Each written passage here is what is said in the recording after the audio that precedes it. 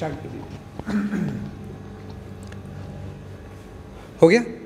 अच्छा तो 110 क्लासेस में, यानी कि जो मेरा रफ एस्टिमेट है, हम लोग अगर ऑल्टरनेट भी पढ़ेंगे तो नवंबर एंड तक या नवंबर मिड तक हम अपना सिलेबस ख़त्म, समाप्त। उसके बाद हम रिवीजन करेंगे, क्रैश कोर्स करेंगे ताबड़तोड़, ठीक है, और फिनिशिंग टच देंगे। तो ये रहा आप लोगों का कोर्स प्लानर कि हम कोर्स कैसे कैसे चलाएंगे। अब हम आते हैं मुद्दे की बात पे। मुद्दे की बात ये है भाई साहब कि बिना बकैती स्टार्ट करते हैं आप लोग का चैप्टर। पढ़ने का तरीका क्या होगा? पढ़ने का तरीका यही होगा कि आप लोग लेक्चर सुनेंगे बहुत कायदे से, नोट्स बनाएंगे जितना आप लोग से बन पाए क्लास में, घर जाएंगे फिर से रिकॉल करेंगे कि क्या पढ़ा है, ठीक है। रिकॉल कैसे करेंगे मैं आपको बता दूं। जो भी मैंने पढ़ाया है, जो भी मैं आपको बता दूंगा कि एनसीईआरटी में वो कहाँ से कहाँ तक है, जो भी मैंने पढ़ाया है जितना भी, वो आप लोग को एटलीस्ट 3 बार पढ़ना है, एटलीस्ट। अब जब मैं शब्द लगा रहा हूं एटलीस्ट,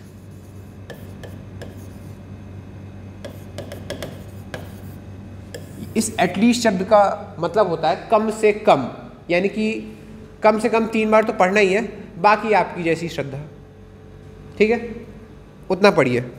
क्योंकि जितना एनसीईआरटी से रटेंगे समझने के बाद, यानी कि समझने के पहले, उतना आपके सिलेक्शन के चांसेस किसी भी एग्ज़ाम में बढ़ जाएंगे। चाहे आप 12th के बाद अभी CUET दें, चाहे आप मेंस दें, चाहे आप नीट दें, सारे कॉम्पिटिटिव एग्ज़ाम हो गए हैं। और सारे ये तीनों जो एग्ज़ाम है एनसीईआरटी बेस्ड है। इवन एडवांस का जो फ्रेमवर्क है वो बेस एनसीईआरटी पे है। पूछो कई बार आगे की चीज़ें देते हैं।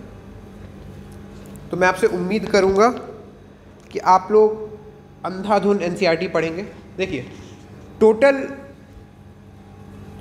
आप लोग को 10 एनसीईआरटी रटनी है,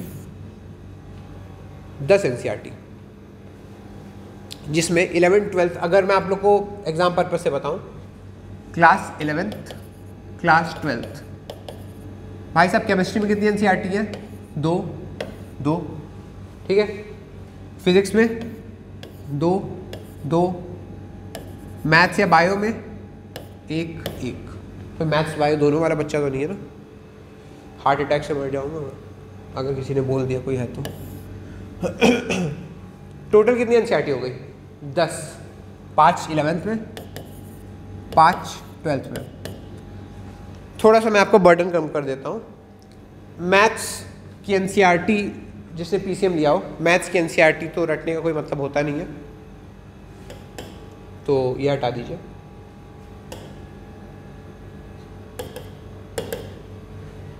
और फिजिक्स की एनसीईआरटी भी रटने का कोई फ़ायदा नहीं होता, मतलब एज सच फिजिक्स के एनसीईआरटी से लाइन बाय लाइन क्वेश्चन नहीं आ रहे होते, तो ये भी रटने का कोई फ़ायदा नहीं है। जो मेन चीज़ आपको रटनी है फॉर बायो स्टूडेंट्स, आपको बायो की एनसीईआरटी तो रटनी ही रटनी है, विथ डायग्राम्स वगैरह सब कुछ रटना है। और केमिस्ट्री वालों को भी ये दोनों जुबान पे होनी चाहिए, बोलो जुबान केसरी। तो ये बायो वालों को ये 6 एनसीईआरटी अपनी एग्ज़ाम के पहले, और पीसीएम वालों को 4 एनसीईआरटी, केमिस्ट्री की 2 याद होनी चाहिए। याद कैसे होंगी? याद मैं करा दूंगा, वो गारंटी मेरी है, पर उसके लिए आपको मेरा कहाँ मानना पड़ेगा, ठीक है। अब समस्या ये आती है कि कंटेंट है अच्छा खासा, ठीक है, कंटेंट तो बहुत है भाई, मतलब आप समझिए छोटे बड़े अगर हम मिला दें सारे चैप्टर छोटे बड़े, ऑलमोस्ट 38 चैप्टर्स हैं पूरी केमिस्ट्री के सिलेबस में, 11th 12th मिला के almost 38 chapters.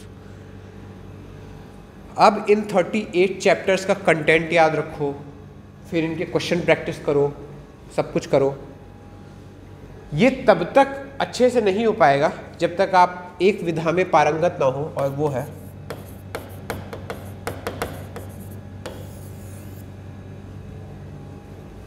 Revision. Revision is the key to crack any exam. बिना रिवीजन के आप कोई भी कॉम्पिटिटिव एग्जाम क्रैक नहीं कर सकते। और रिवीजन क्या है? रिवीजन से आप क्या समझते हैं? सोचिए, रिवीजन क्या है? पुराना पढ़े थे वो रिकॉल करना। और किसी के पास कोई आइडिया?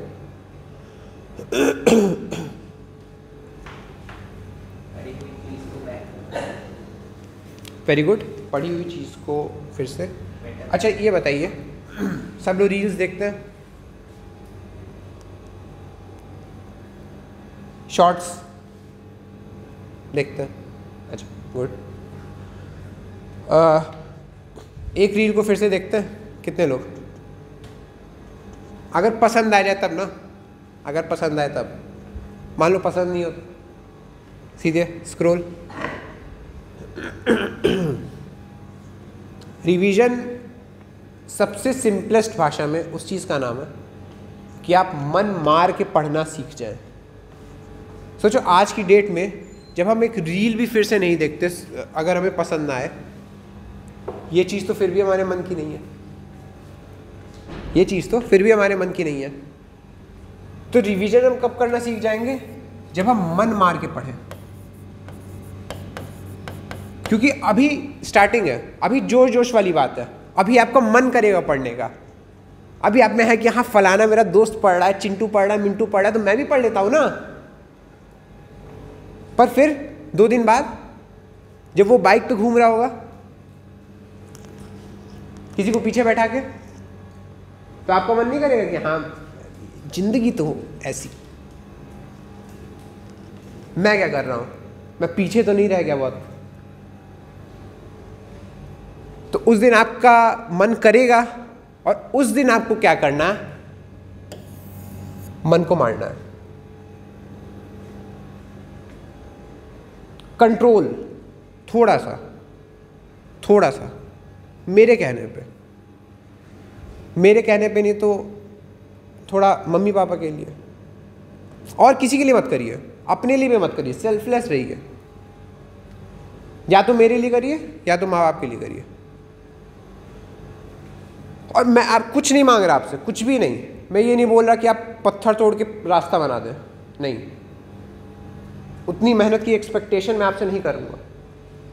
मैं आपसे बस इतना एक्सपेक्ट करूँगा कि अगर मैं अपना 110% दे रहा हूँ तो आप ना 100 दे दें, बस 100। मुझे 100 से ना एक कम चाहिए ना ज़्यादा चाहिए। मैं आपसे 100 मांगूंगा, फिर बंद हो गया? नहीं। अच्छा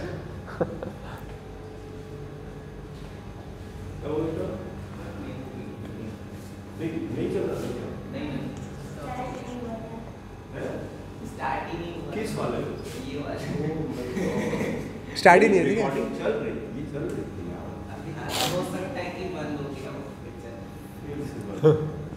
चलिए ठीक है, उसमें तो हो ही रहा है रिकॉर्ड।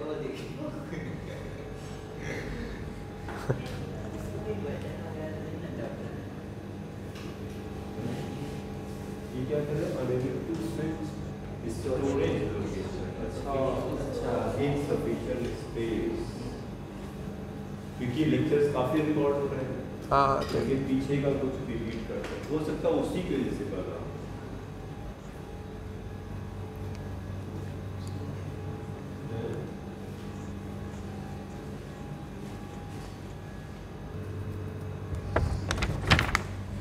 करिए, आता है? LILH4 पढ़ा है आपने? रिड्यूसिंग एजेंट है। अच्छा, स्ट्रॉन्ग रिड्यूसिंग एजेंट किस किस को रिड्यूस कर लेता है ये? हाँ बिल्कुल, एल्डिहाइड कीटोन। अच्छा, और अल्कोहल, एल्डिहाइड, कीटोन, किसको? फॉर्मिक एसिड, अरे भाई साहब, क्या मतलब आप इसको बोल रहे हैं, ये फॉर्मिक एसिड? बढ़िया बढ़िया। और बस बस बस जब LiLH4 की बात आती है ना, तो हमेशा ये बोलना चाहिए कि सर इसको रिड्यूस नहीं कर पाता है, क्योंकि बाकी सबको तो रिड्यूस एक झटके में निपटाता है, एक झटके में। भाई एसिड हो गया, कार्बोक्सिलिक, ऊपर से स्टार्ट करते हैं, कार्बोक्सिलिक एसिड हो गया, एल्डिहाइड जैसा कि आपने बोला, कीटोन, एल्कोहल। तो एल्कोहल को क्या रिड्यूस करेगा ये?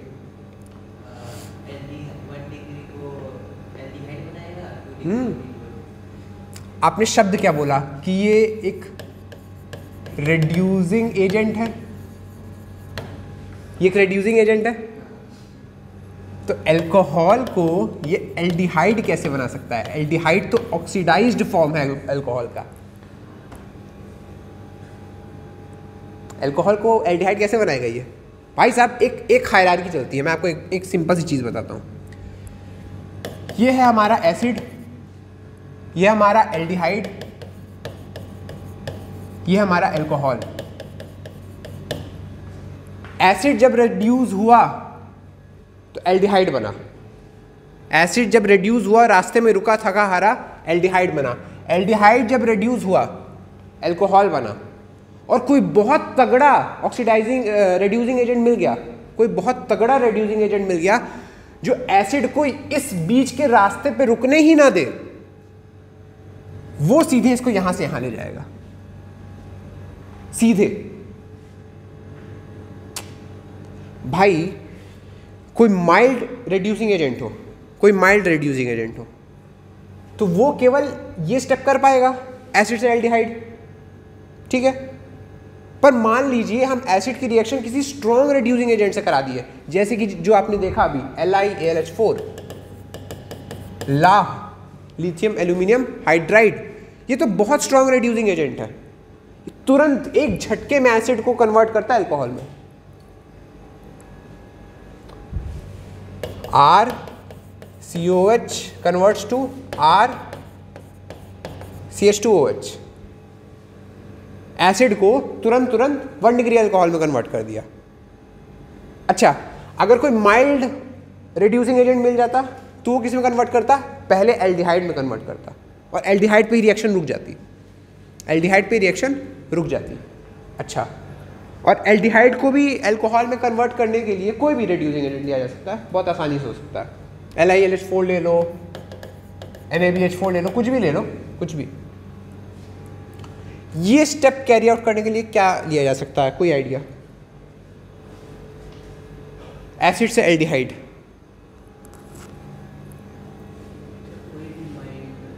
जैसे जैसे जैसे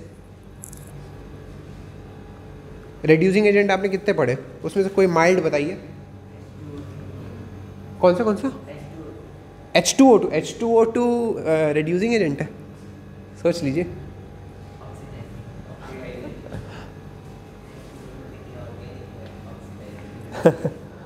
सोचिए सोचिए सोचिए, दिमाग के घोड़े दौड़ाइए। कोई तो आपने पढ़ा होगा, कौन कौन से आपने पढ़े हैं? LiAlH4 से स्टार्ट करते हैं। क्या आपने NaBH4 पढ़ा है? क्या NaBH4 माइल्ड होता है? क्या NaBH4 माइल्ड होता है? माइल्ड होता है? होता है? नहीं होता है? होता है? हाँ ना, हाँ ना। नॉट वेरी स्ट्रॉन्ग, मतलब LiAlH4 के कंपेयर में देखा जाए तो माइल्ड है, LiLH4 से तो माइल्ड है।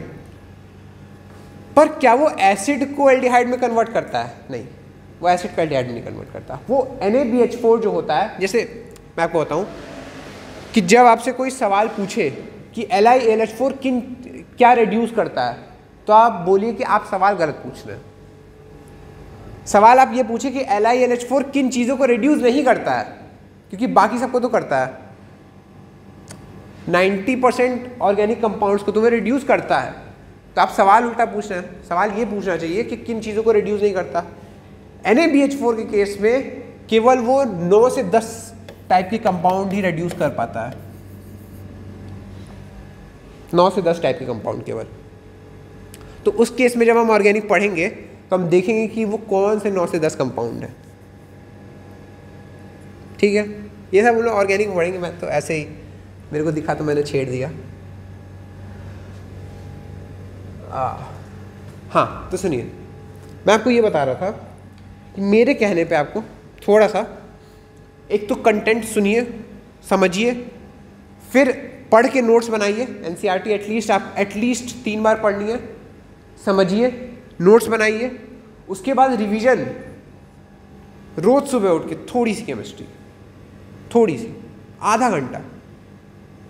अगर आप रोज का लेक्चर रोज निपटा दें ना पढ़ के, तो वो बर्डन नहीं लगेगा आपको, वो बैकलॉग नहीं क्रिएट करेगा। पर अगर आपने छोड़ दिया कि हाँ चैप्टर खत्म हो जाएगा और फिर करेंगे, तो अब तो भैया निपट गई, तब वो पाइलअप हो जाएगा चीज़। आपके पास पूरा एक चैप्टर आपको दिखाई देगा।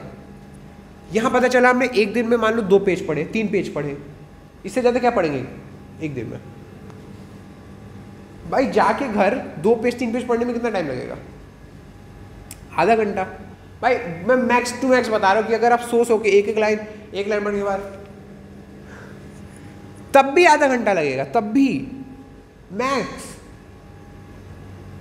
वहीं आप एक चैप्टर पूरा एक दिन में पढ़ने बैठ गए, तो आप 1 लाइन पढ़ेंगे, फिर 10 मिनट इंस्टाग्राम चला रहे हैं, अच्छा मेरी दोस्त यहाँ गई है, लाइक दबा देता हूँ। यही होता है। क्योंकि मैं भी आपकी उम्र से अभी कुछ सालों पहले गुजर चुका हूँ ना, हमारे में ज़्यादा एज गैप थोड़ा ना, बहुत होगा 4-5 साल। तो क्लास ख़त्म होने के बाद एटलीस्ट 3 बार एनसीईआरटी, रोज सुबह केमिस्ट्री का थोड़ा सा रिवीजन, और जो मैं आपको होमवर्क दूंगा, क्वेश्चंस जो भी, चाहे आपके मटेरियल से या चाहे मैं खुद दूं, वो आपको बहुत ही अच्छे से, मैं ये नहीं बोल रहा कि आपको सही आंसर निकालना है, मैं आपको सही आंसर निकालने को क्लास में नहीं बोल रहा हूँ।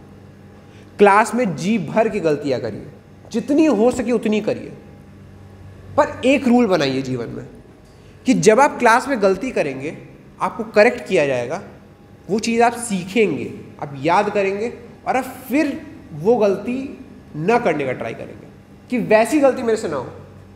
आप दूसरी नई गलती करिए, इन्वेंट करिए, गलतियाँ इन्वेंट करिए, सीखेंगे आप तभी। भाई थॉमस अल्वा एडिसन ने बल्ब का इन्वेंशन कैसे किया था?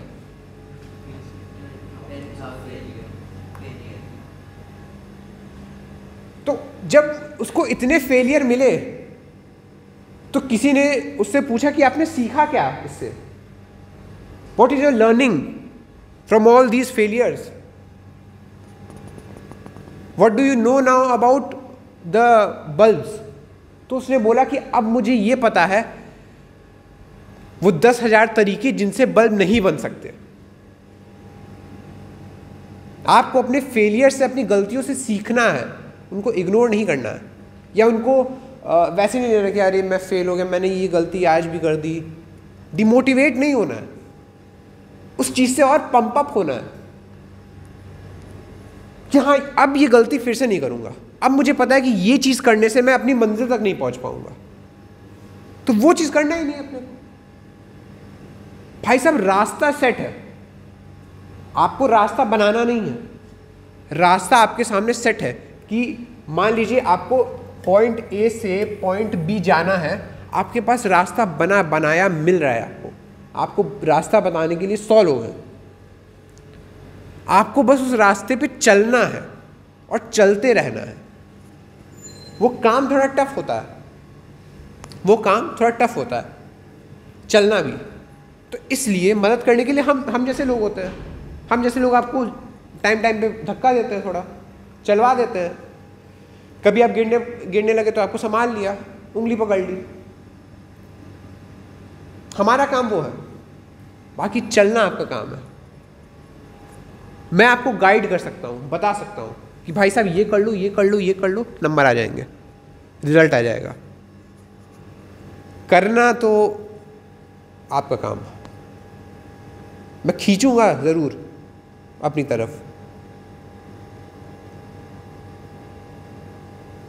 ये पता है ये जो डायस होता है जिस पे एक टीचर पढ़ाता है, ऑलमोस्ट 6 इंच का डायस होता है, 6 इंच। इस ज़मीन से इस 6 इंच के डायस पे आने के लिए बहुत साल लग जाते हैं, बहुत साल। एक सब्जेक्ट की नॉलेज लेने में बहुत साल लगते हैं, और उससे भी ज़्यादा मेहनत लगती है उस सब्जेक्ट को इफ़ेक्टिवली पढ़ाने में। जितना आसान लगता है होता नहीं है, आसान दिखाया जाता है। ऐसा लगता है ना कोई भी पढ़ा सकता है, कोई भी नहीं पढ़ा सकता, क्योंकि सबसे पहली एंट्री बैरियर है पढ़ाने में सब्जेक्ट नॉलेज। आप में से हर बच्चा सब्जेक्ट पढ़ेगा, पर सबको इक्वल नॉलेज नहीं हो पाएगी। क्यों? क्योंकि वो आपके इंटरेस्ट पे डिपेंड करेगा, आपके सब्जेक्ट के इंटरेस्ट पे। जैसे जब मैं केमिस्ट्री पढ़ रहा था तो मेरे साथ और भी 100 लोग बैठ के केमिस्ट्री पढ़ रहे थे, किसी का मेरा जितना इंटरेस्ट नहीं जाग पाया। जब मैं फिजिक्स और मैथ पढ़ रहा था तो मेरे साथ बैठ के और भी 100 लोग फिजिक्स मैथ पढ़ रहे थे, मेरा उतना इंटरेस्ट नहीं जाग पाया। तो सब कुछ केवल 2 चीज़ों का खेल है, एक आपका इंटरेस्ट और दूसरा आपकी लगन।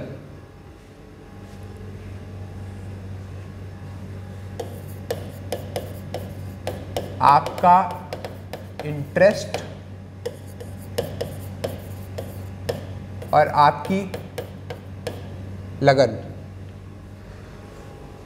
इन दोनों चीज़ों पे अगर आप खेल गए प्रॉपरली तब तो आप कर जाएंगे। और अगर आपको किसी भी तरह की दिक्कत हो रही हो, किसी भी तरह की, XYZ, एकेडमिक्स हो, नॉन एकेडमिक्स हो, मैं जानता हूं कि इस उम्र में बहुत तरह की दिक्कतें होती है, बहुत तरह की। तो मैं आपको बस ये बोल सकता हूं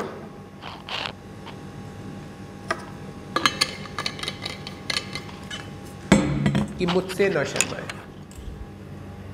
आप मुझसे किसी भी तरह की कोई भी दिक्कत शेयर कर सकते हैं, कभी भी। ये रहा मेरा व्हाट्सएप नंबर। कॉल मैं इन जनरल किसी का नहीं उठाता हूँ, घर वालों को छोड़ के। घर वालों का उठाना पड़ता है इसलिए उठा लेता हूँ। तो कॉलिंग वाला नंबर मैं किसी को देता भी नहीं, इसलिए ये मेरा व्हाट्सएप नंबर है। जब आप चाहें, कोई भी दिक्कत महसूस करें, हेलो हाय करने का मन करे, चिट चैट कुछ, ज़रूर व्हाट्सएप करें। मैं अगर फ्री रहा तो बात हो जाएगी हमारी, और अगर आप किसी समस्या में रहे तब तो डेफिनेटली बात हो जाएगी। मैं ऊपर से देख लेता हूँ एक बार मैसेज कि कुछ ज़रूरी तो नहीं है। ज़रूरी वालों से बात कर लेता हूँ, और वैसे जिसका आया रहता है कि हाँ क्या हाल चाल, ये वो, उसका थोड़ा सा जब मैं फ्री होता हूँ तब रिप्लाई करता हूँ। ठीक है? तो अगर आपकी किसी भी तरह की समस्या है, कोई भी डाउट है, सब्जेक्ट से रिलेटेड, सब्जेक्ट से नॉट रिलेटेड, खुल के बात करें मुझसे।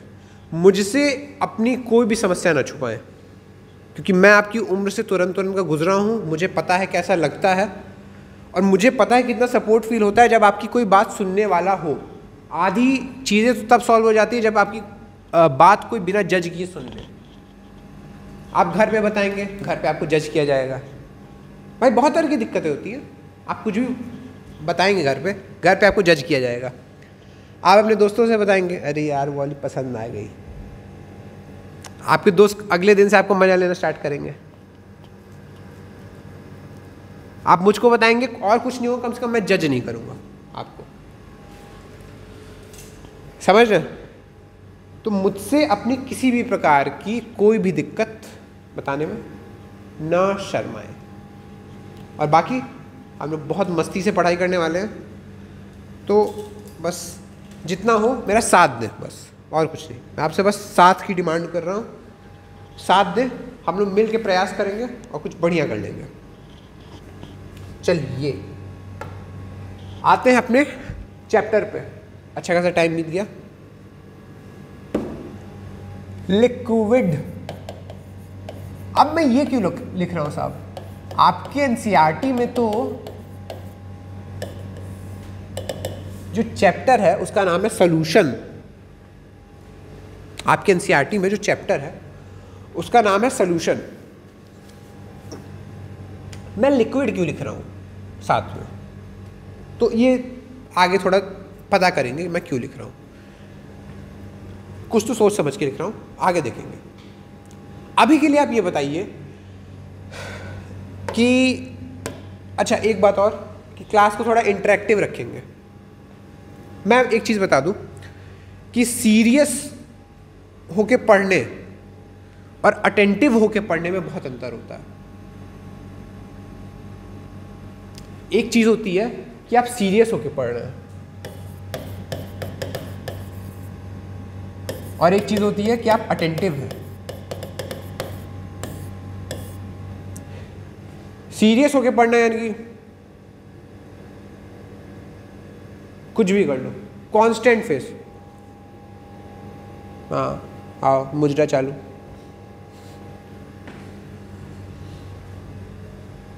अटेंटिव होके पढ़ना यानी कि आप हर एक चीज पे, हर एक डिटेल पे फोकस कर रहे हो। किसी कंपटीशन को क्रैक करने के लिए आपको इसकी जरूरत नहीं है, आपको इसकी जरूरत है। जो पढ़े उसमें मजा ले, फुल तरीके से एंजॉय करे। टीचर हंस रहा, हंसा रहा, बात पे हंसे, कुछ जोक शेयर करने, जोक क्रैक करे, मस्त। मेरी क्लास में तो फुल परमिट है कि पढ़ाई लिखाई से कोताही नहीं करेंगे, पर उसके अलावा खूब मस्ती करेंगे, खूब मस्ती जितनी हो पाएगी। हम हंसने के टाइम पे हंसेंगे, कहीं कुछ खाने पीने का मन किया खा पी आएंगे, खूब मस्ती करेंगे फुल एकदम। आप मेरे से कुछ भी बोल सकते हैं, कुछ भी डिस्कस कर सकते हैं। पर एक चीज़ है कि हम लोग पढ़ाई से कोई कॉम्प्रोमाइज़ नहीं करेंगे, पढ़ाई के टाइम पे फुल पढ़ाई, ठीक है। तो डल नहीं बैठना मेरी क्लास में, अटेंटिव रहिए, बात करिए मुझसे, ठीक है। वन वे क्योंकि रहता है तो मेरे को खुद बोर फील होता है। पढ़ाने का मज़ा तब है जब कम्युनिकेशन टू वे हो।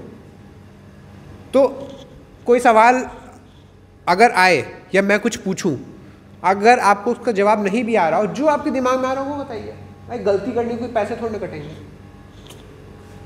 कुछ आपको गलती करने का नुकसान हो तब तो समझ में आए, नुकसान तो कुछ है ही नहीं। गलती कर रहे हैं आप, सीख रहे हैं, नुकसान तो किसी बात का है नहीं। तो सब कुछ असाइड, ये बताइए कि सॉल्यूशन सुनते ही आपके दिमाग में क्या आता है?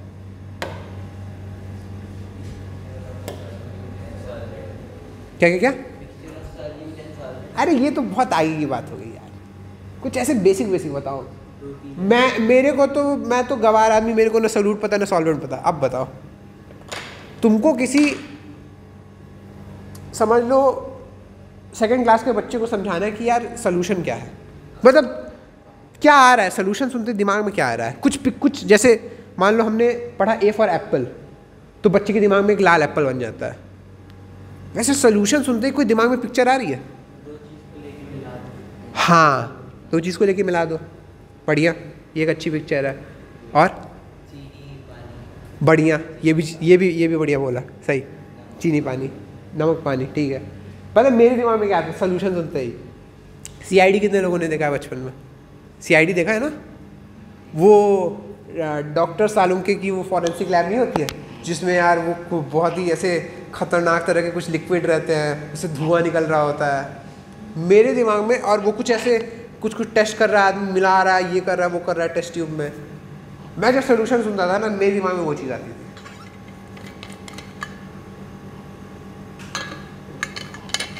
फिर जब तक मैंने सोल्यूशन पढ़ नहीं लिया चैप्टर, तब तक भी मेरे को यही लगता था कि सोल्यूशन तो यार ये जो केमिस्ट्री लैब में टेस्ट ट्यूब में भरे पड़े हैं लिक्विड उन्हीं को बोलते हैं, जो अजीब अजीब चीज़ें हैं।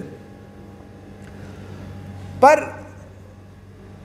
आपने जो चीज़ मेरे को बोली कि सोल्यूशन मतलब दो चीज़ों को मिला दो, या फिर नमक पानी, चीनी पानी, ये है ज़्यादा एक्यूरेट डिस्क्रिप्शन। देखिए केमिस्ट्री में जो मैटर है, हम लोग बेसिकली केमिस्ट्री में किस चीज़ की स्टडी करते हैं? मैटर की। मैटर हमेशा दो टाइप का होता है। मैटर हमेशा दो टाइप का होता है। मैटर क्या होता है? नहीं नहीं सुनिए, मैटर होता क्या वो बताइए। कोई भी चीज़, कोई भी चीज़, मेरे विचार वो भी एक चीज़ है, मैटर है। फिर कोई सॉलिड चीज़, ओके, कोई फिजिकल चीज़। फिजिकल, फिजिकल से क्या समझा जाए? उसको छू सकते हो, अच्छा उसको छू सकते हो, छू सकते हो, अच्छा ठीक है। अगरबत्ती का धुआं मैं छू नहीं सकता, अगरबत्ती का धुआं।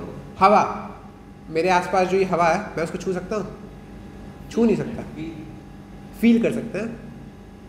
तो इन्होंने बोला छू सकते हो, तो इसलिए मैं बता रहा, इसको छू तो सकते नहीं है। सोचिए, मैटर भाई क्लास नाइन्थ में हम डेफिनेशन पढ़ते हैं मैटर की। वो तो स्टेट है, अवस्था। जैसे आपका नाम क्या है? नाम क्या आपका? अबू, ओके। तो किसी ने पूछा कि अबू कौन है, अबू क्या है, तो आप स्टेट बताएंगे। स्टेट तो होती है अवस्था। अवस्था समझते हैं कि आप किस फॉर्म में है उस टाइम पे, खुश है, दुखी है। केमिस्ट्री में हम मैटर की सॉलिड लिक्विड गैस वाली स्टेट की बात करते हैं, उसमें हम खुश और दुखी बात नहीं करते हैं। अबू की हम बात करेंगे तो यही बात करेंगे ना कि आप खुश हैं, दुखी हैं, ये थोड़ा ना बात करेंगे आप सॉलिड है आज, लिक्विड है कल। तो मैटर क्या है? वही, anything that has mass and occupy space, simple, class 9 की डेफिनेशन। हाँ बिल्कुल बिल्कुल बिल्कुल, तब तक हम लोग चर्चा कर रहे हैं बस। फिजिकल मतलब जैसे साइंस में यार ये सब जो टर्म होती है ना, फिजिकल और हाँ, मतलब ये बहुत ही वेग टर्म्स होती हैं। वेग समझते हैं कि इनका कुछ भी मतलब निकाला जा सकता है। और जब हम साइंस पढ़ रहे हैं, जब हम कोई पर्टिकुलर ब्रांच पढ़ रहे हैं, तो हमें बहुत एक्यूरेट टर्म्स की ज़रूरत पड़ती है एक चीज़ को डिफाइन करने के लिए। तो इसलिए आपका बोलना सही है कि फिजिकल का भी मतलब, मैं आपकी बात समझ गया था, पर मैं ज़बरदस्ती वो टर्म लाने की कोशिश कर रहा था। एक वजह है ना कि हम यही पर्टिकुलर डेफिनेशन पढ़ते हैं कि anything that has mass and occupy space. हम ये भी तो बोल सकते थे anything that is physical, matter बोल सकते थे हम, एनीथिंग दैट इज़ फिजिकल। अब फिजिकल का कोई मतलब किसी के लिए हो, कोई मतलब किसी के लिए हो, रिलेटिव टर्म है, उसकी कोई भी जो मन करे वो मतलब निकाल सकता है, ठीक है। तो जो हमारा मैटर है उसको हम छू सकते हैं, उसको हम पकड़ सकते हैं, फील कर सकते हैं। अच्छा, इस मैटर की एक खास बात है कि ये दो तरह से क्लासिफाई करते हैं। एक है physical classification,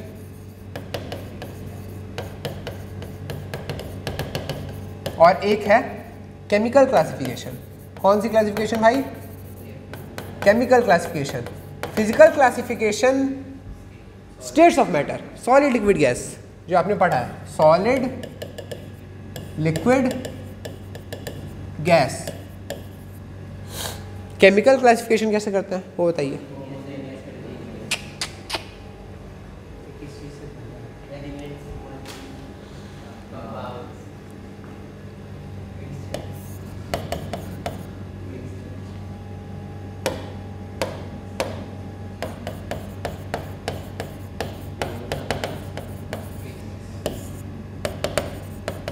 pure substance, impure substance, और इम्प्योर सब्सटेंसेस को ही हम बोलते हैं।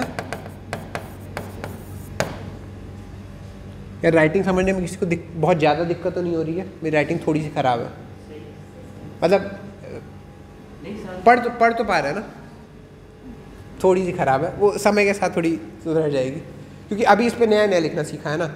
वाइट बोर्ड पे थोड़ी अच्छी है, पर इस पर नया नया लिखना सीखा है मैंने। हाँ सुनिए, फिजिकल क्लासिफिकेशन में वही अपना सॉलिड लिक्विड गैस, अगर कोई बहुत घुसा के पूछे तो प्लाज्मा, बीईसी, बोस-आइंस्टाइन कंडेंसेट, कोई बहुत घुसा के पूछ देता। और केमिकल क्लासिफिकेशन हम लोग करते हैं मैटर का, प्योर सब्सटेंसेस और इम्प्योर सब्सटेंसेस।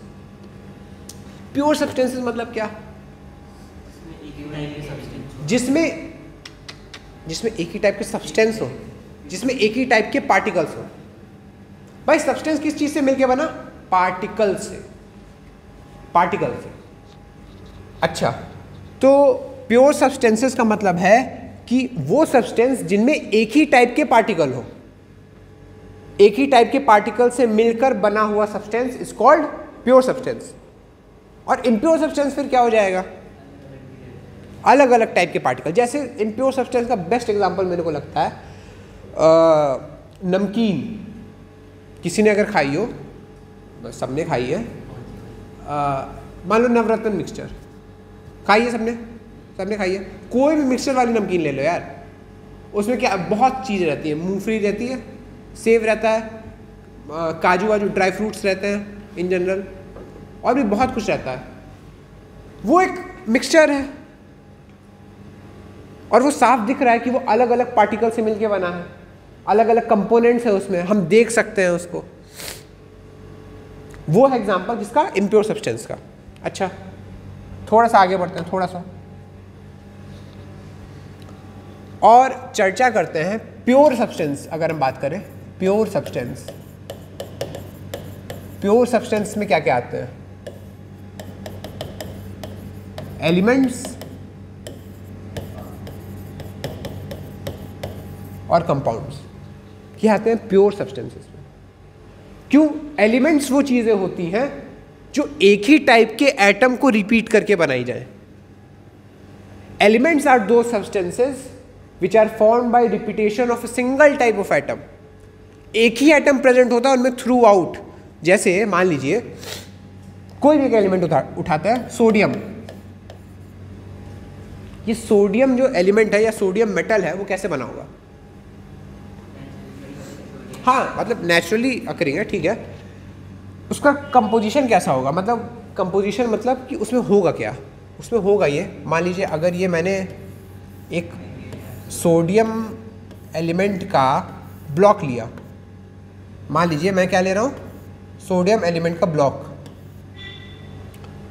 तो ये कैसा दिखेगा? मैं आपको ये समझाने का प्रयास कर रहा हूँ। ये दिखेगा कुछ ऐसा।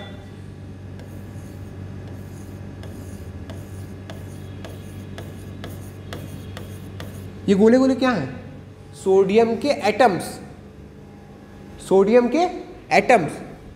ये जो एटम्स हैं ये इस पूरे ब्लॉक में फैले हुए हैं, अरेंज्ड है।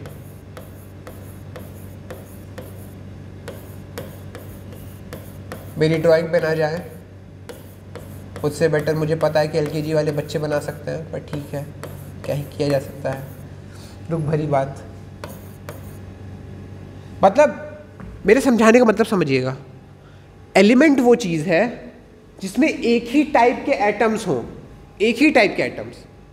अगर सोडियम का एलिमेंट है तो उसमें केवल और केवल सोडियम के एटम होंगे, उसमें कहीं से कॉपर का एटम नहीं आ जाएगा, उसमें कहीं से मैग्नीशियम का एटम नहीं आ जाएगा, उसमें कहीं से लिथियम का एटम नहीं आ जाएगा। उसमें केवल और केवल किसके एटम होंगे? सोडियम के। पर कंपाउंड्स, कंपाउंड्स क्या है भाई साहब बताइए? टू और मोर एलिमेंट्स। समझिएगा, समझिएगा।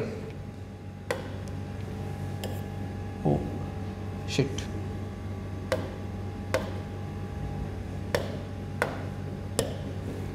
भाई साहब ये है टू और मोर एलिमेंट्स फिक्स्ड नहीं,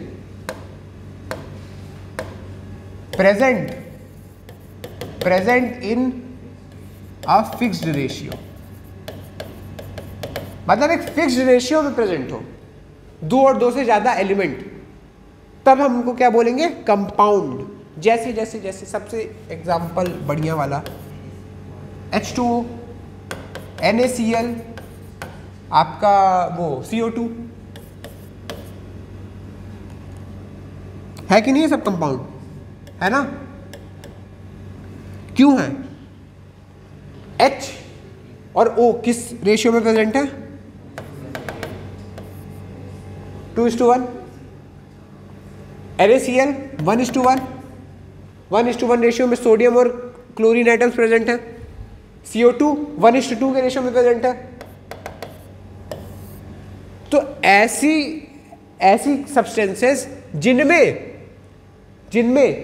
दो या दो से ज्यादा तरह के elements are present in a fixed ratio, उनको हम क्या बोलेंगे? कंपाउंड्स। ठीक है, अच्छा, तो ये तो हो गया प्योर सब्सटेंसेस का क्लासिफिकेशन, एलिमेंट्स, कंपाउंड्स। अब इम्प्योर सब्सटेंसेस के क्लासिफिकेशन पे आते हैं, और आपको समझ में आएगा मैं इतनी बेसिक से क्यों चल रहा हूं, क्योंकि यहीं से हमारे सोल्यूशन का जन्म होता है।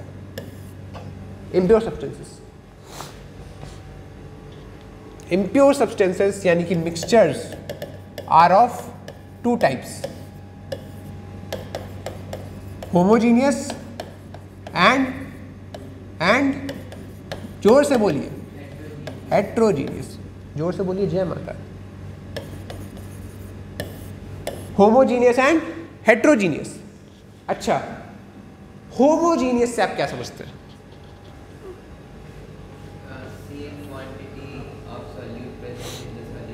एक मिनट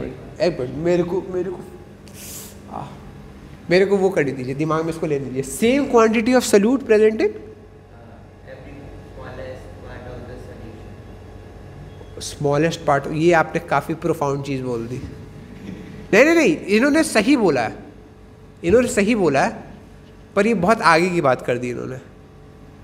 मुझे इतना समझ में नहीं आएगा अगर आप मुझ जैसे बच्चे पे इतना जोर डाल देंगे, तो धीरे धीरे चलते हैं। हो मुझे कुछ ऐसा आसान सा बताइए जो मुझे तुरंत समझ में आ जाए। पूरे सोल्यूशन की डेंसिटी सेम हो, बहुत बढ़िया, आपने एक प्रॉपर्टी बता दी। पर जैसे आपका नाम शिशिर, तो कोई मुझसे पूछे कि शिशिर क्या है या शिशिर कौन है, तो मैं बोल दूं कि शिशिर का वेट 50 किलो है। मान लो मेरे से कोई सवाल पूछ रहा है कि शिशिर कौन है, और मैं उसका आंसर दे रहा हूँ शिशिर का वेट 50 किलो है। सही है? अरे भाई नहीं, अरे क्यों, ऐसा क्या है? जो पूछ रहा है उसको जरूरी है पता हो? अरे ऐसा थोड़ा ना होता है। आप नए क्लास में जा रहे हैं, आपकी क्लास टीचर आपसे पूछ रही है शिशिर अपने बारे में कुछ बताओ, कि शिशिर, उनको शिशिर का नाम पता है कि ये लड़का शिशिर है, आपके बारे में नहीं पता है, पूछना चाह रही है, इसी तरह कोई भी पूछ सकता है। बहुत सही। अच्छा, जो मैं समझा रहा था कि आपने प्रॉपर्टी बता दी कि होमोजीनियस जो मिक्सचर होते हैं कि डेंसिटी कांस्टेंट होती है। ठीक बात, बिल्कुल सही बात है, पर वो प्रॉपर्टी है। मैं आपसे पूछ रहा हूँ कि मेरे को बेसिक एकदम समझाओ कि होमोजीनियस मिक्सचर, जैसे अगर मैं बोल रहा हूँ होमोजीनियस मिक्सचर, तो मेरे दिमाग में क्या पिक्चर बननी चाहिए, वो समझाओ। दोनों सोल्यूशन से अभी तो सोल्यूशन तो शब्द का जन्म नहीं हुआ हमारी डिक्शनरी में, हम इसीलिए हम मैटर से स्टार्ट कर रहे हैं। मतलब जिसे हम फिजिकली और केमिकली अलग नहीं कर सकते। अच्छा, जिसे हम फिजिकली और केमिकली अलग नहीं कर सकते, ये भी प्रॉपर्टी हुई। मतलब कि जिसमें हम लोग अपनी आईज से कंप्लीटली मिलते हैं। एक मिनट, हाँ, जिसका सेम कंपोजिशन हो, मतलब कि हम लोग अपनी आईज से उसके जो मिक्सचर है उसको हाँ, आइडेंटिफाई बिल्कुल, जिससे हम अपनी आईज से आइडेंटिफाई नहीं कर सकें कि यार उसमें ये चीज़ मिक्स है, ये चीज़ मिक्स है। ये काफ़ी अच्छी बात आपने बताई। एक बात अगर आप बोल देते तो ऐसे मेरे को हिट कर जाती। जब आप अभी एग्जाम्पल दे रहे थे किस चीज़ का एग्जाम्पल दे रहे थे आप? सोल्यूशन।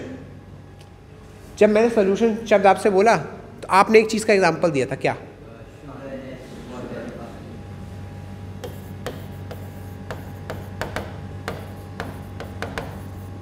Homogeneous mixture. एक लाइन भाई, जब होमोजीनियस मिक्सचर आपसे कोई बोले ना, तो आपके दिमाग में सबसे पहली लाइन आनी चाहिए चीनी पानी या नमक पानी, कुछ भी ऐसा जो आप मिला दो और वो फिर पता भी ना चले कि मिली हो। भाई कम से कम हम देख के तो नहीं बता सकते, कम से कम हमारी आंखें देख के नहीं बता सकती हैं चीनी जब पानी में मिल गया है कि चीनी पानी में सच में मिला हुआ है। समझिए, हमने एक गिलास पानी लिया, हमने एक गिलास पानी लिया, क्या अभी हमारी आंखें कुछ हमें बोल रही हैं? हाँ हमें बोल रही हैं पानी पी लो। अच्छा ठीक है, हमने एक चम्मच चीनी उसमें डाल दी, मिला दी, क्या अब हम देख के बता सकते हैं कि उसमें चीनी मिली हुई है? बता सकते हैं? अरे बहुत बढ़िया, गुड। पर मतलब मिलाने के बाद जब तक हम उसको टेस्ट ना करें, हम ये नहीं बोल सकते ना कि वो मीठी है या उसमें कुछ मिला हुआ है, चीनी वीनी कुछ भी। हम मतलब चीनी के जो पार्टिकल्स हैं उनको अलग से आंखों से आइडेंटिफाई नहीं कर पा रहे हैं उस पानी में। क्यों? क्योंकि वो इस तरह से मिल गया है, इस तरह से मिल गया है कि वो फिजिकली सेपरेट नहीं किया जा सकता है। जैसे मैं आपको बोलूं कि मैं आपको एक प्लेट नमकीन दे दूं, क्या आप उसमें से मूंगफली, मान लो किसी को, जैसे मेरे को मूंगफली भी नहीं पसंद आती, मैं मूंगफली हटा लेता हूँ उसमें से। किसी को बहुत वो रहता है काजू खाने का, तो उसमें से कोई काजू ले लिया, अलग से करके खा लिया।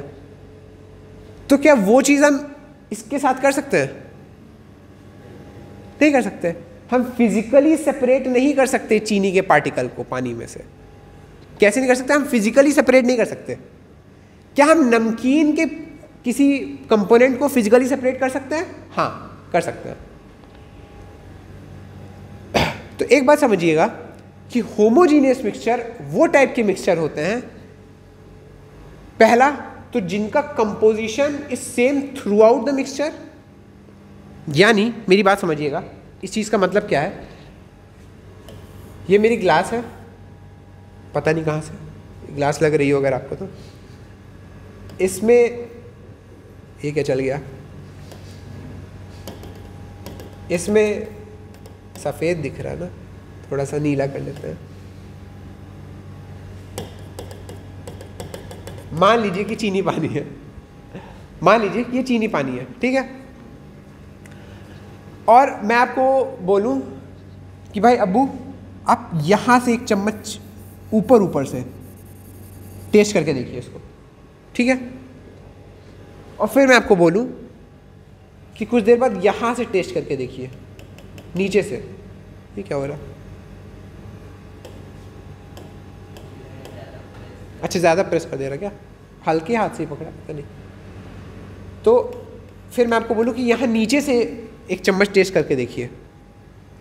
अगर आपका जवाब आया कि हाँ सर दोनों जगह से मैंने टेस्ट किया, दोनों जगह सेम मिठास लग रही मेरे को, वो कैसा मिक्सचर है? Homogeneous mixture.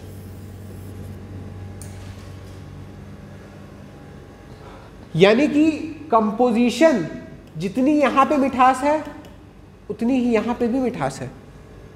Composition is same through out, जितनी चीनी यहाँ पे मिक्स हुई होगी उतनी चीनी यहाँ पे मिक्स है। Composition is same throughout का क्या मतलब होता है कि properties of the solution are same in every part of the mixture. Properties of the solution are same in every part of the mixture. यहां पे लिखते हैं homogeneous, homogeneous mixture.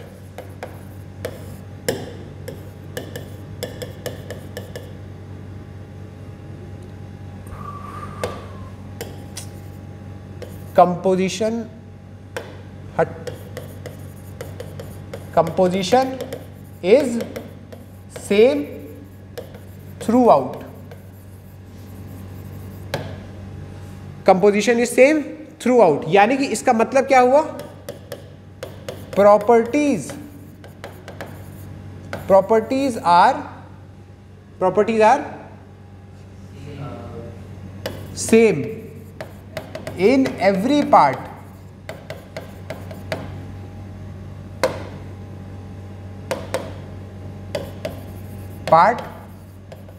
of the mixture. Properties are same in every part of the mixture. अच्छा sir, और क्या क्या properties हो सकती हैं इसकी होमोजीनियस मिक्सचर की? वही कि हम आँख से देख के नहीं बता सकते, हम फिजिकली आसानी से सेपरेट नहीं कर सकते चीज़ों को। Components of solution, sorry components of mixture. अभी सोल्यूशन शब्द का जन्म नहीं हुआ हमारी डिक्शनरी में। हम चल कहाँ से रहे हैं? मैटर से। मैटर से सबसे पहले हमने क्या सीखा? Physical classification, chemical classification, solid, liquid, gas, pure substance, impure substance. Pure substances में हमने सीखा एलिमेंट, कंपाउंड। इम्प्योर में हमने सीखा होमोजीनियस, हेट्रोजीनियस। अभी सोल्यूशन तो कहीं आया नहीं है हमारी डिक्शनरी में। तो components of mixture, components of mixture cannot be seen and separated physically.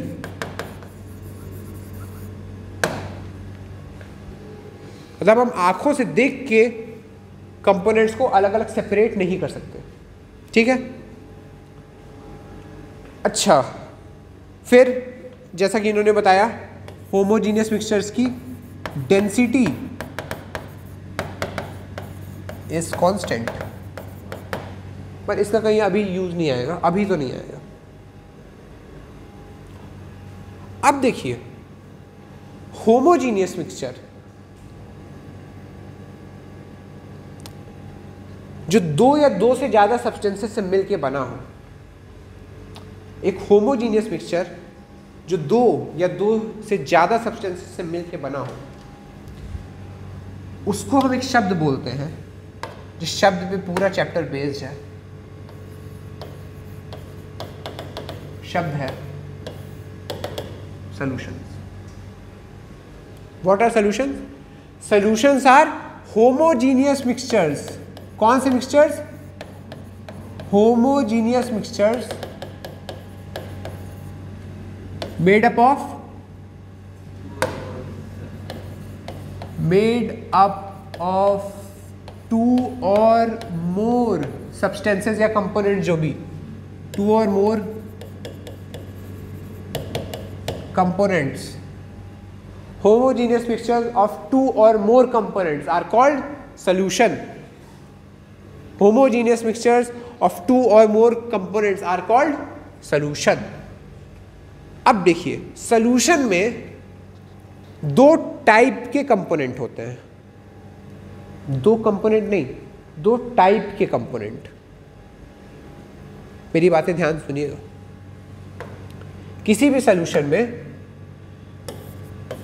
दो टाइप के कंपोनेंट होते हैं। क्या होते हैं दो टाइप के कंपोनेंट? एक टाइप का कंपोनेंट है सॉल्यूट और एक टाइप का कंपोनेंट है सॉल्वेंट।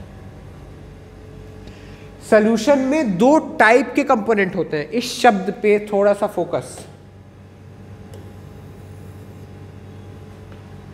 मैंने ये नहीं लिखा कि दो कंपोनेंट होते हैं, मैंने लिखा है दो टाइप के कंपोनेंट होते हैं। एक टाइप का कंपोनेंट होता है सॉल्यूट, एक टाइप का कंपोनेंट होता है सॉल्वेंट। अब मुझे ये बताइए कि सॉल्वेंट से आप क्या समझते हैं? बहुत बढ़िया, जिसमें सॉल्यूट डिसॉल्व हो जाए और जो ज़्यादा क्वांटिटी में प्रेजेंट हो। गुड।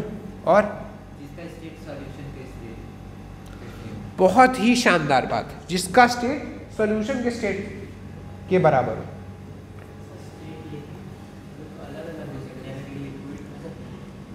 देखते देखते अभी देखते हैं। इन्होंने बहुत आगे की बातें कर दी और बहुत अच्छी बातें कर दी, तो मेरा दिल बाग बाग हो गया, गार्डन गार्डन। तो देखते हैं, अभी ये सब देखते हैं, ये सब हम पढ़ेंगे। मैं आपसे बहुत बेसिक चीज़ पूछ रहा कि सॉल्वेंट सुनते ही मेरे दिमाग में क्या पिक्चर आनी चाहिए। देखो, जब दिमाग में कुछ चीज़ सुनते पिक्चर आने लगती है ना कि यार सॉल्वेंट ऐसी ऐसी चीज़ है, ये ऐसी ऐसी चीज़ है, तो क्लैरिटी आती है। सॉल्वेंट सुनते ही मेरे दिमाग में क्या आना चाहिए? सबसे पहले पानी। पानी रे पानी, तेरा रंग कैसा। बहुत बढ़िया, गुड। सॉल्वेंट सुनते ही सबसे पहले मेरे दिमाग में आना चाहिए पानी, यूनिवर्सल सॉल्वेंट। वो चीज जो अपने अंदर किसी को भी मिला ले। सॉल्यूट सुनते ही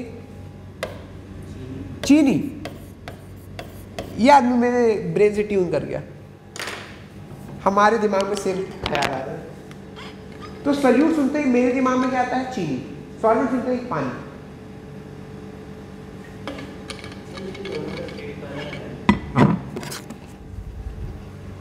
good, you have a good question. दोनों का स्टेट अलग अलग है। चीनी इज सॉलिड इन स्टेट, पानी इज लिक्विड इन स्टेट। इसीलिए जब मैंने सॉल्वेंट पूछा तो शिशिर भाई साहब ने बोला कि सॉल्वेंट वो चीज़ है जिसके ऊपर सॉल्यूशन का स्टेट डिपेंड करता है, यानी कि जो स्टेट सॉल्वेंट का होगा वही स्टेट सॉल्यूशन का भी होगा। भाई सुनो, मैंने लिया सॉल्यूट चीनी, सॉल्वेंट पानी, यानी कि चीनी और पानी का सॉल्यूशन बनाएंगे, चीनी और पानी का सॉल्यूशन बनाएंगे।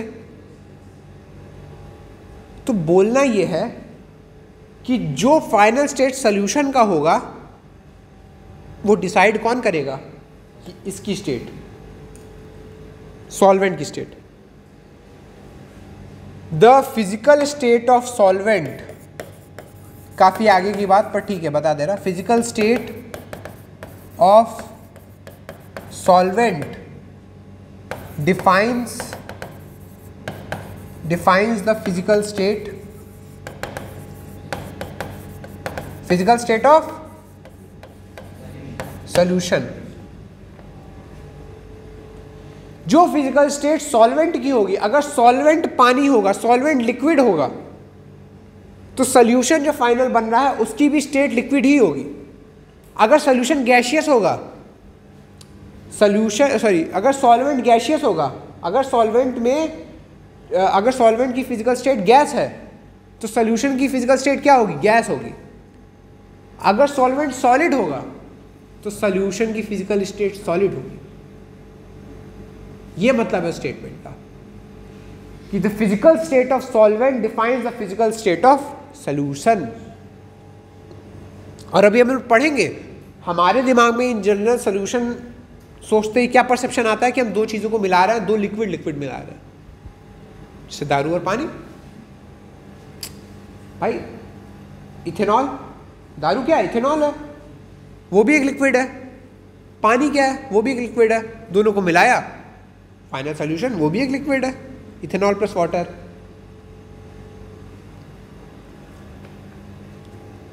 अब हमारे दिमाग में तो है कि यार जब हम सॉल्यूशन की बात करें तो केवल लिक्विड कुछ होता होगा, या फिर बहुत सारे लिक्विड में थोड़ा सा वो कुछ चीनी वीनी मिला दिया, कुछ थोड़ा सॉलिड मिला दिया, वो सॉल्यूशन होता होगा।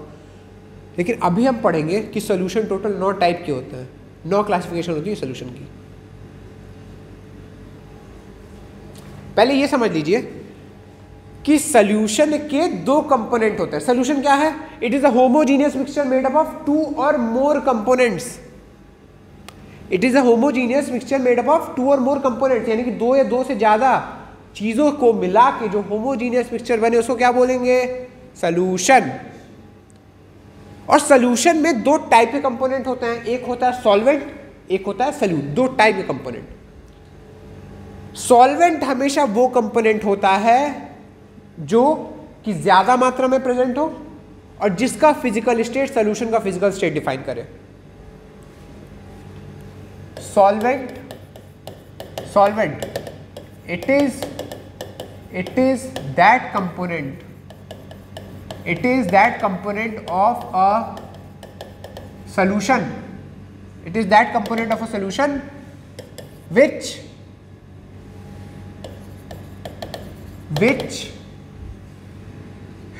is present in larger amount, मतलब जो ज्यादा अमाउंट में प्रेजेंट हो। It is that component of a solution which is present in larger amount. और दूसरी बात, whose physical state determines the physical state of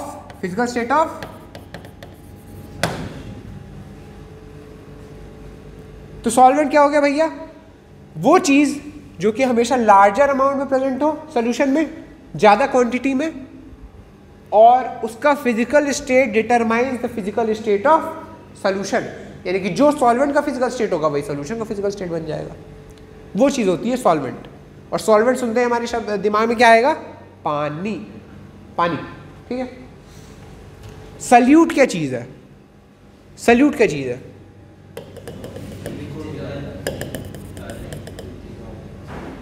जो चीज़ सॉल्वेंट में डिसॉल्व हो रही हो, जो चीज़ किसी सॉल्यूशन में लेसर क्वांटिटी में प्रेजेंट हो, उसको हम बोलते हैं सल्यूट। एक मिनट, ये सुंदरता मिटा ली जाए। हाँ, सल्यूट द कंपोनेंट, या मैं ब्रैकेट में एस लगा रहा हूं, वहां पे मैंने ऐसा कुछ नहीं किया था। एक वजह ये कि एक सॉल्यूशन में, जैसे बोला जाता है कि जंगल में एक ही शेर रह सकता है, एक ही शेर, एक सॉल्यूशन में एक ही सॉल्वेंट रह सकता है। लेकिन अगर हाँ इक्वल अमाउंट ऑफ दोनों सॉल्यूशन है और हाँ। स्टेट की सेम इक्वल अमाउंट ऑफ, मतलब एक सॉल्वेंट का भी वही अमाउंट है, सॉल्यूशन हाँ। का भी वही अमाउंट है, और इन सब क्या नाम, आपने बहुत ही शानदार बात की है, और इस चीज़ को हम डिस्कस करेंगे क्वेश्चन के माध्यम से, पर अभी नहीं, बाद में। तब हम देखेंगे मोल से। अगर मान लीजिए, सबसे पहले हम देख रहे हैं कि क्वांटिटी मैटर करती है, जो चीज़ लार्जर क्वांटिटी में होगी वो सॉल्वेंट कहलाएगी। अब मान लीजिए हम दो लिक्विड्स को मिक्स कर रहे हैं, ठीक है, हमने दो लिक्विड्स को मिक्स किया, दोनों का मास सेम, दोनों की क्वांटिटी बराबर हो गई, दोनों लिक्विड ही है, फाइनल सोल्यूशन में लिक्विड बन रहा है, तो दोनों में सॉल्वेंट होने की प्रबल दावेदारी है। अब वो चीज़ क्या आएगी जिससे हम डिसाइड करें कि साला ये सॉल्वेंट है या ये सल्यूट है? अब वो चीज़ आएगी मोल से। तो जिसके मोल्स ज़्यादा होंगे हम उससे डिसाइड करेंगे, वो सॉल्वेंट हो जाएगा। जिसके मोल्स ज़्यादा होंगे वो सॉल्वेंट हो जाएगा, जिसके मोल्स कम होंगे वो सल्यूट हो जाएगा। और अगर ऐसा पॉसिबल है कि मोल्स ज़्यादा है लेकिन उसकी क्वांटिटी कम है, मतलब कि सॉल्यूट जो है, एक तो ये क्लासिफिकेशन है कि जो इसका अमाउंट ज़्यादा हो, हाँ। लेकिन इसका अमाउंट ज़्यादा है, उसका मोल कम हो गया। नहीं, तो हम अमाउंट से ही जाएंगे। डेफिनेशन इज बाय अमाउंट, तो हम अमाउंट से ही जाएंगे। अगर उसका मोल कम भी हो गया, मोल तो तब पिक्चर में आ रहा है जब दोनों चीज़ें बराबर हो जा रही हैं। मोल तो तब पिक्चर में आ रहा है जब दोनों चीज़ें बराबर हो जा रही हैं। तो हम सीक्वेंस वाइज चलेंगे। अगर अमाउंट सेम है तब हम मोल पे जाएंगे, अगर अमाउंट पहले ही किसी का ज़्यादा है तो हम उसको सॉल्वेंट डिक्लेयर कर देंगे, ठीक है। अच्छा, सॉल्वेंट किसी भी सोल्यूशन में केवल एक रहेगा, सॉल्वेंट किसी भी सोल्यूशन में केवल एक रहेगा। जैसे मान लीजिए एक मैंने रखा, फॉर एग्जांपल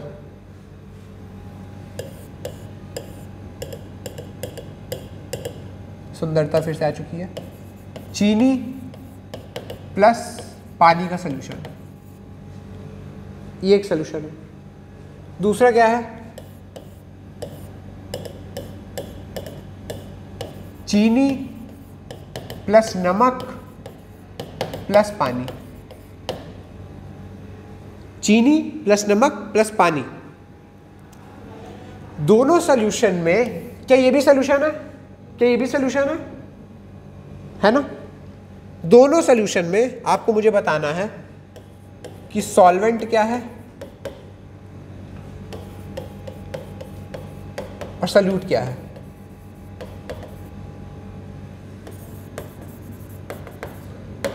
सॉल्वेंट बताइए, वाटर, सॉल्यूट शुगर, चीनी। अच्छा, इसमें सॉल्वेंट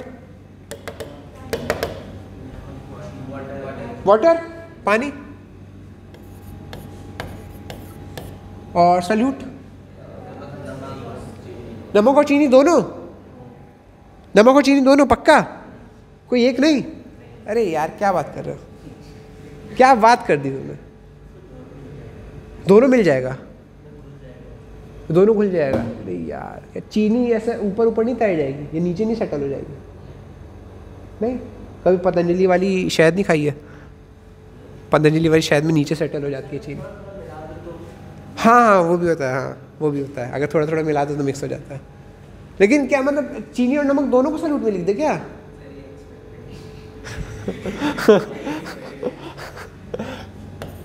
तो चीनी और नमक आप बोल रहे हैं कि कंप्यूटर जी लॉक किया जाए, दोनों सॉल्यूट में आ जाएंगे, और आपने बिल्कुल सही बोला है, आप जीत चुके हैं, कुछ भी नहीं।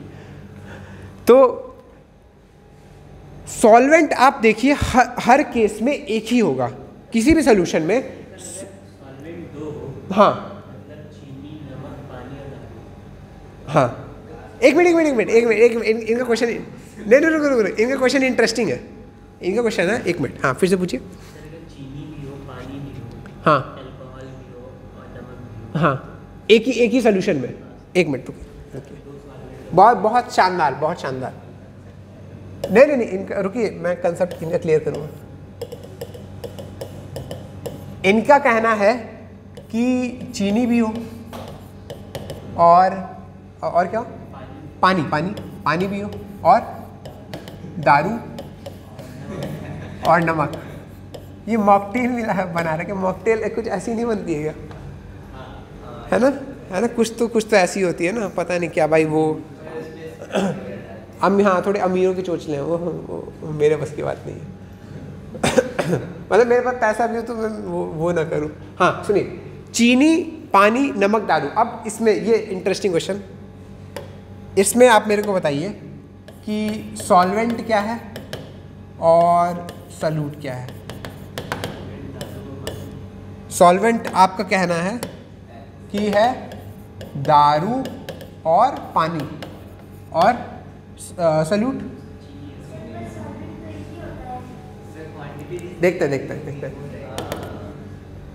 क्या। हाँ रुकिए, पहले सॉल्यूट बताइए, सॉल्यूट। चीनी और नमक, चीनी प्लस नमक। अब देखिए, अब जैसा कि बहुत लोगों ने, इन्होंने भी वो किया, ऑब्जेक्ट किया, इन्होंने भी ऑब्जेक्ट किया कि मिलॉर्ड सॉल्वेंट तो एक ही होता है, ये तारीख पे तारीख देने से काम नहीं चलेगा, सॉल्वेंट एक ही होता है। या तो आप दारू को लीजिए या तो पानी को लीजिए। अब मेरे पास धर्म संकट है, मुझे दोनों पसंद है, मैं किसको चुनूं? पानी को चुन लूं? बहुत बढ़िया, किसने बोला? आपने बोला?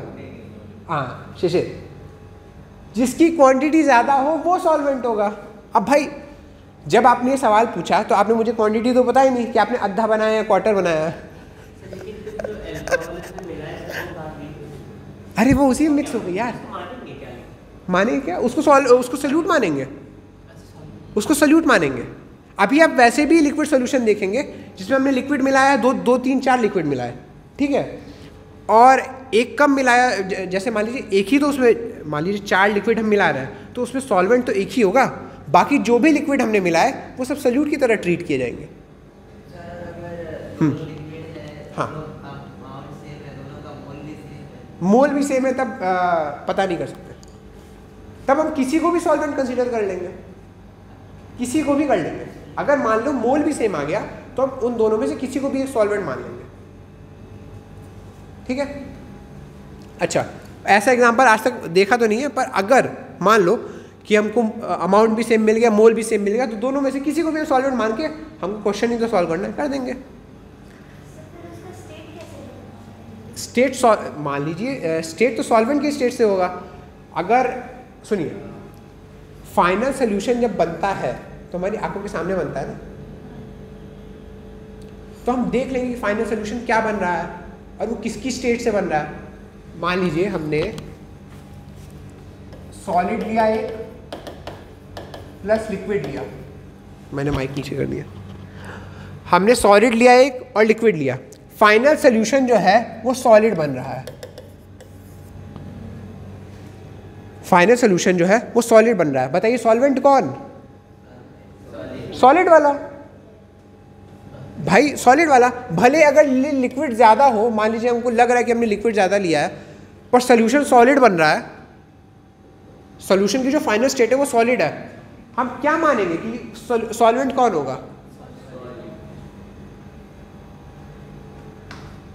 ठीक है, because solvent determines the final state of the solution, वो केवल सॉल्वेंट के हाथ में होता है। ठीक है, अच्छा तो सुनिए, आपने जब सवाल पूछा तो आपने स्पेसिफाई नहीं किया कि दारू ज़्यादा पानी ज़्यादा है, तो इस हम लोग अभी पता नहीं कर पा रहे कि सॉल्वेंट कौन है, पर हमें जब पता होगा कि दारू ज़्यादा है या पानी ज़्यादा है, हम आराम से बता देंगे। जिसकी सबसे ज़्यादा क्वांटिटी वो सॉल्वेंट, या जो फाइनल स्टेट डिटरमाइन कर रहा है वो सॉल्वेंट। ठीक है, अगर दोनों का अमाउंट बराबर आ जा रहा है तो हम लोग किससे जज करेंगे? मोल से जज करेंगे। अगर दोनों का मोल बराबर आ जा रहा है फिर दोनों में से किसी को भी सॉल्वेंट मान के हम सॉल्व कर देंगे। कुछ निकल गया? नहीं, मुझे चलने की आदत है तो हाँ। तो क्या इतना समझ में आया है? अच्छा अब समझिएगा, समझना यह है कि मैंने बोला कि किसी भी सॉल्यूशन में केवल एक सॉल्वेंट होगा, किसी भी सॉल्यूशन में केवल एक सॉल्वेंट होगा, यानी कि बाकी जितने भी कंपोनेंट होंगे वो क्या होंगे? सल्यूट। बाकी जितने भी कंपोनेंट होंगे वो क्या होंगे? सल्यूट। यानी कि अगर मैं सॉल्यूशन की डेफिनेशन क्या बोल रहा था? होमोजीनियस मिक्सचर ऑफ टू और मोर कंपोनेंट्स। तो कितने भी कंपोनेंट हो सकते हैं, दो या दो से ज्यादा। मान लो मैं ले लूं n कंपोनेंट्स, कितने ले लूं? n components. तो मेरे को बताओ कि इन n कंपोनेंट्स में सल्यूट कितना, सॉल्वेंट कितना? Very good, solvent is always 1, तो उसको 1 हम अलग लिख लिए। और सल्यूट कितना? जो भी बचा n-1। भाई हम n कंपोनेंट ले रहे हैं, सॉल्वेंट हमने बोल दिया कि हमेशा किसी भी सोल्यूशन में एक ही होगा, तो सल्यूट कितना रहा? n-1। सिंपल, हम n कंपोनेंट का सोल्यूशन लेंगे, सॉल्वेंट 1, सोल्यूशन सल्यूट n-1। अब देखिए, based on number of components कि किसी भी सोल्यूशन में कितने नंबर ऑफ कंपोनेंट्स हैं, हम सोल्यूशन को क्लासिफाई करते हैं बाइनरी, टर्नरी या टर्शियरी और क्वाटर्नरी।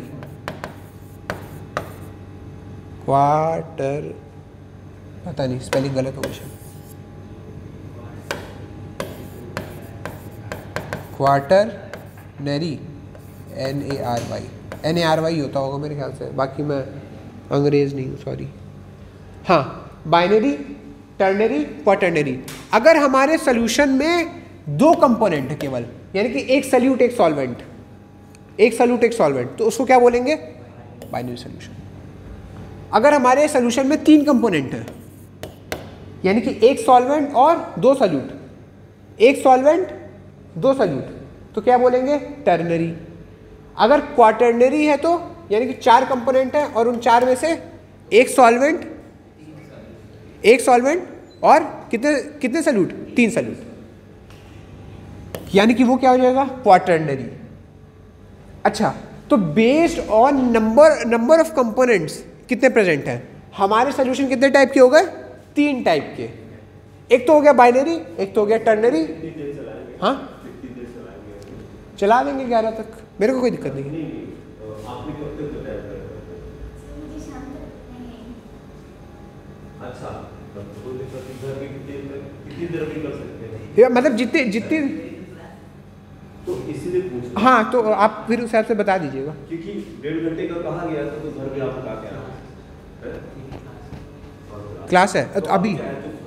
हाँ, तो बस फिनिश अप। हाँ जी, मैं फिनिश अप कर दे रहा, फिर हम कल कर लेंगे। ठीक है, 10 बजे तक करते हैं। अच्छा ठीक है, 10 तक करते हैं। हाँ बिल्कुल। तो based on number of components हमने सोल्यूशन को कैसे क्लासिफाई कर लिया? Binary, ternary, quaternary. ठीक है, यानी कि जब 2 कंपोनेंट होंगे हम बोल देंगे बाइनरी, 3 होंगे टर्नरी, 4 होंगे क्वाटर्नरी। इसमें कितने सल्यूट, कितने सॉल्वेंट, सबको समझ में आ गया? पक्की बात। तो चलिए आज हम यहाँ तक रखते हैं, इसके आगे हम कल कंटिन्यू कर लेंगे। ठीक है, सबको समझ में आया है? ठीक ठाक लगा? बाय बाय सबको। ये वो कर देते हैं। वो क्या बंद कर? हाँ बिल्कुल।